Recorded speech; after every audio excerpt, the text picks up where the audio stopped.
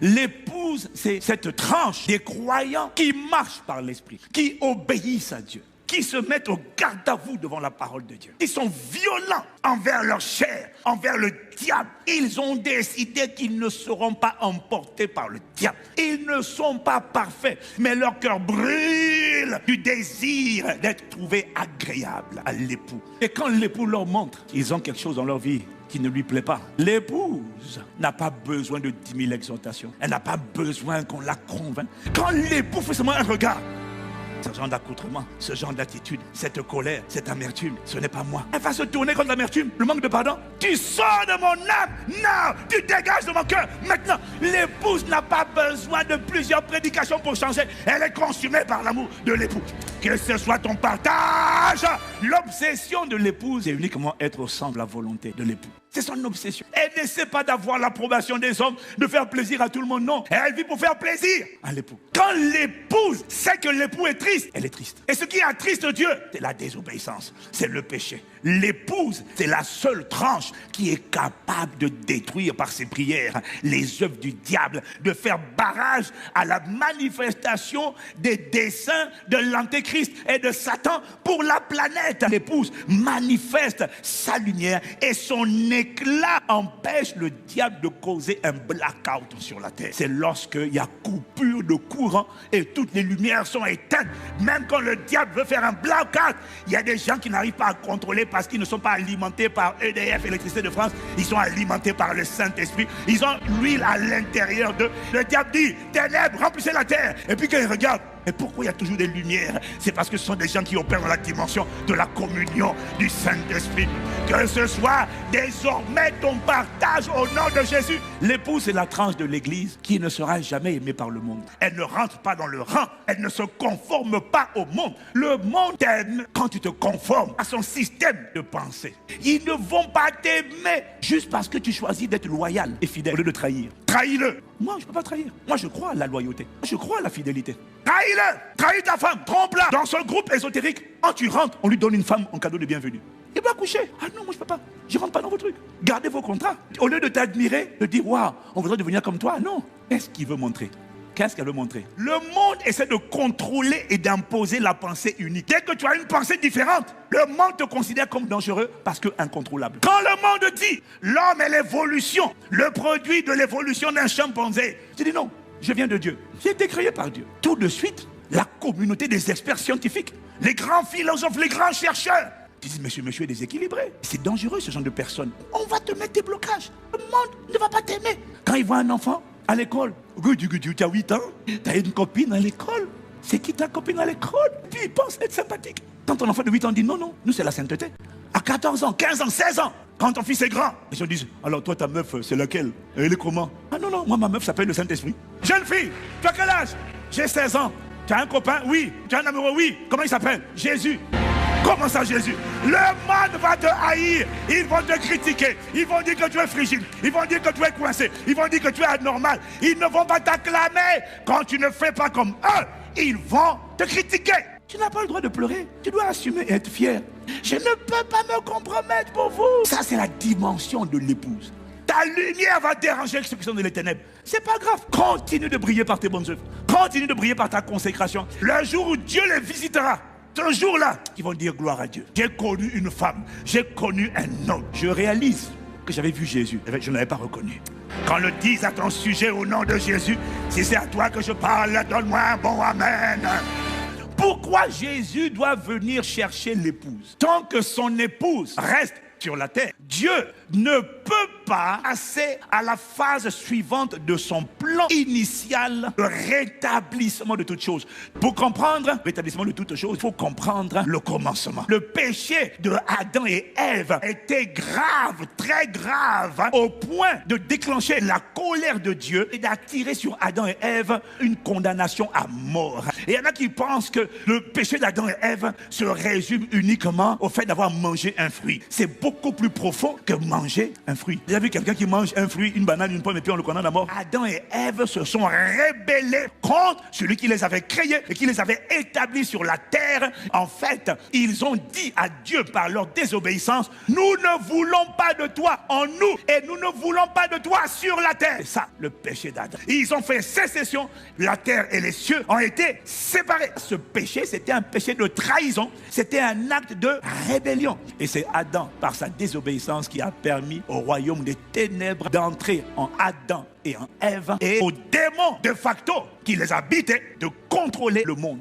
et de gouverner. Quand ils disent on ne veut pas de lui, ils se sont comportés comme s'ils étaient les propriétaires de la terre. Adam n'a jamais été le propriétaire de la terre. Adam a été le gestionnaire, l'intendant. Cette race humaine, la terre ne lui appartient pas. La terre appartient au Seigneur. Les hommes ne sont pas propriétaires de la terre. Les hommes sont locataires de la terre. C'est comme si une maison appartient à mon papa. Il y a des squatteurs dedans. Et quand je vais récupérer la maison que mon père m'a donnée, les squatteurs me combattent. C'est ma maison. Je suis chez moi. La terre appartient à mon père. La terre appartient à Dieu. L'église est combattue par des gens qui pensent que la terre leur appartient, alors que la terre appartient à Dieu. Ne t'inquiète pas. Ceux qui sont persécutés aujourd'hui, ce sont ceux qui vont régner avec lui demain. Si tu refuses la persécution, refuse le règne avec lui. Voilà pourquoi quand tu es persécuté, épié, harcelé, tu dois te réjouir et être dans l'allégresse. Il a l'intention de mettre un terme à cette persécution et de rétablir l'ordre divin, de récupérer sa vigne, c'est-à-dire la terre, et d'y mettre, oh les saints de tous les temps, l'église victorieuse, l'église qui a vaincu, ceux avec lesquels il régnera sur la terre au siècle des siècles. Donne-moi amen. On vous a tellement dit que Dieu est amour, que quand on dit, on parle de la colère de Dieu, on dit, ah, pourquoi Dieu est en colère? C'est pas juste, c'est pas gentil. Dieu n'a pas le droit de se mettre en colère. Dieu est amour. Il est également le juste juge. Et en tant que juste juge, il ne peut pas laisser le péché, l'iniquité impuni pendant longtemps. Il ne peut pas. Il ne peut pas considérer un coupable comme innocent. Tôt ou tard, quand quelqu'un est coupable, il doit payer. Lorsque les hommes transgressent les commandements, les principes, les lois de Dieu, ça met Dieu en colère. La plupart des gens ne comprennent pas. Mais pourquoi Dieu se met en colère? Mais parce que Dieu est un juste juge. C'est quoi l'injustice? C'est lorsqu'on n'applique pas la loi, lorsqu'il n'y a pas équité, lorsqu'il n'y a pas droiture, lorsqu'il y a favoritisme, lorsqu'on applique la loi pour les uns et pour les autres, on les innocente, alors qu'ils ont commis un meurtre. La transgression des lois met tout le monde en colère. Personne ne supporte de voir un pédophile, un tueur en série. Et puis on va le libérer. Ah oui, mais vice de procédure. Ils n'ont pas bien recueilli la déposition. Ils ont oublié un point. Ils ont mis une virgule à la place d'un point. Donc, quand tu fais ça, les gens sont indignés.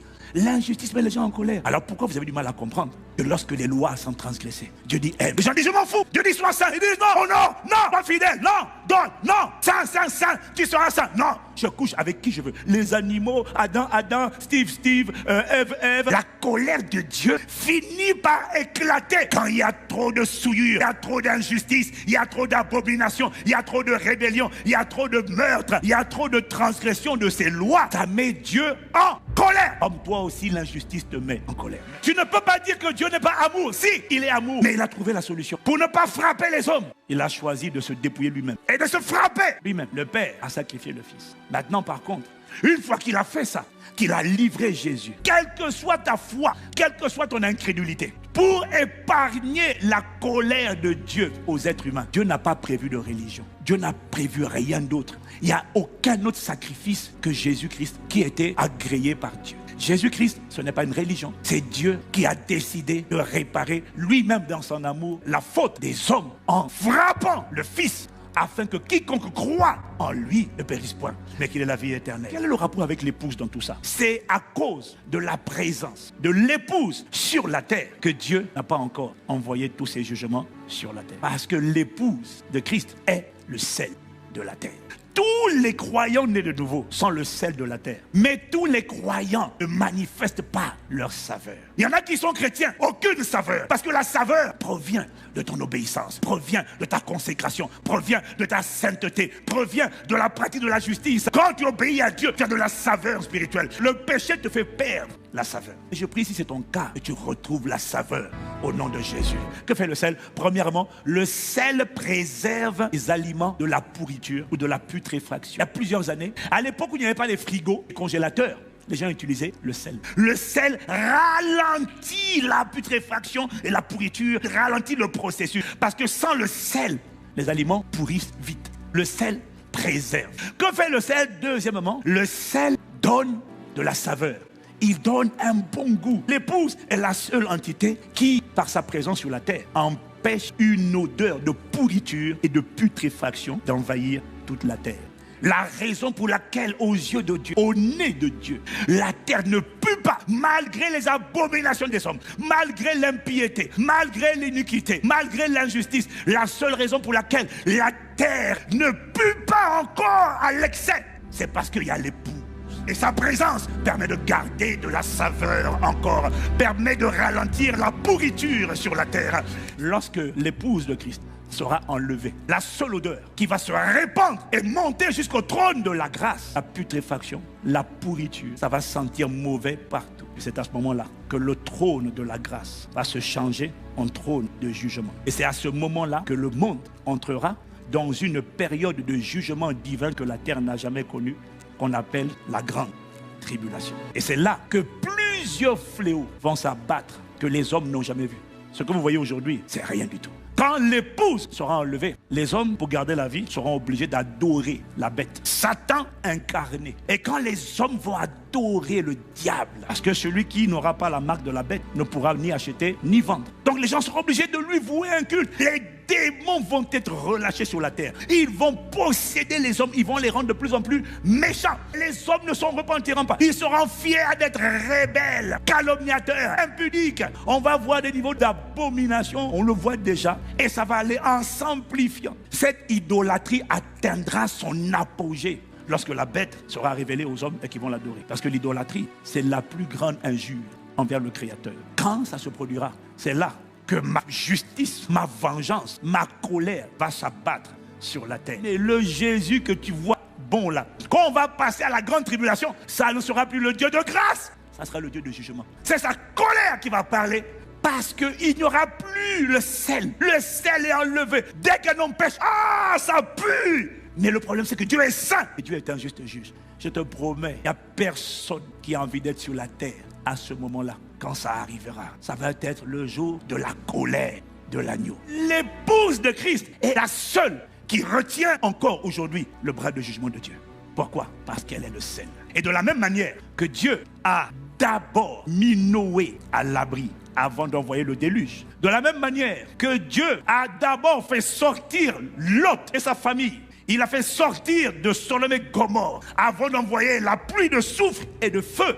De la même manière, Dieu est obligé de faire sortir son épouse, de l'exfiltrer d'abord avant d'envoyer le jugement. Ça, c'était l'Ancien Testament. Comment veux-tu que pour son époux, pour ses enfants, il les laisse sur la terre et puis il frappe la terre? Ça n'a aucun sens. Il est obligé d'abord de l'exfiltrer. Chaque fois qu'un pays veut frapper un autre pays, il rappelle d'abord ses ambassadeurs, son personnel diplomatique. On rapatrie d'abord son propre personnel. On n'envoie pas des bombes tant que notre ambassade n'a pas été évacuée. Ça n'a aucun sens.